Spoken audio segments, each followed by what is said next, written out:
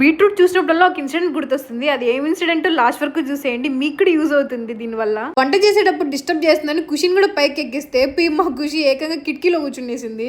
మా ఖుషికి 8 months ఉన్నప్పుడు అనుకుంటా, అప్పుడు పళ్ళు వస్తున్నాయి అని చెప్పేసి బాగా మోషన్స్ అవుతూ ఉన్నాయి. అప్పుడే నేను ఇన్స్టాగ్రామ్ ఒక వీడియో చూసాను, బీట్రూట్ ప్యూరీ చేసి తినిపిస్తే పిల్లలకి మంచిదని. ఇంకా బీట్రూట్ ని ప్యూరీ లాగా చేసి ఖుషికి తినిపించేసా. తినేటప్పుడు చాలా ఇష్టంగానే తినింది, అందుకోసం నేను తినిపిస్తూనే ఉన్నాను. కానీ అప్పుడు ఒక ఫన్నీ ఇన్సిడెంట్ జరిగింది. మోషన్ అయ్యేటప్పుడు రెడ్ గా వచ్చింది. నేను మా అమ్మకి చెప్పి ఫుల్ గా ఏడ్ చేశాను, ఏంది మా రెడ్ గా ఉంది అని. తర్వాత తెలిసింది చిన్న పిల్లలకి ఏమైనా పెట్టేటప్పుడు మనం చూసుకొని పెట్టాలి. గ్రీన్ కలర్ పెడితే గ్రీన్ గా వస్తుంది, రెడ్ కలర్ పెడితే రెడ్ గా వస్తుంది అని. నా యూట్యూబ్ సబ్స్క్రైబర్స్ అందరికి మా ఖుషి హాయ్ చెప్తుంది. మీరు కూడా హాయ్ చెప్పండి ఖుషికి. మీరు కూడా అలాగే చిన్నపిల్లలకి బీట్రూట్ పెట్టేటప్పుడు చూసి పెట్టండి. ఇంకా అప్పటి నుంచి నేను ఖుషికి బీట్రూట్ తినిపించడమే మానేశాను. ఆకుకూరలు కూడా ఏం తినిపించడం లేదు. అంటే ఇప్పుడు సమ్మర్ కదా, పిల్లలు డిహైడ్రేట్ అవ్వకుండా ఏవో ఒకటి ఇస్తూనే ఉండండి. ఖుషికి పాలు పడవు గానీ మజ్జిగ మాత్రం తాగుతుంది బాగా. ఆ ఖుషి పైన ఒకటే కూర్చొని ఆడుకుంటూ ఉండింది. ఇంకా నా పనులు కూడా అయిపోయి నేను ఖుషి ఆడుకుంటూ ఉన్నాను.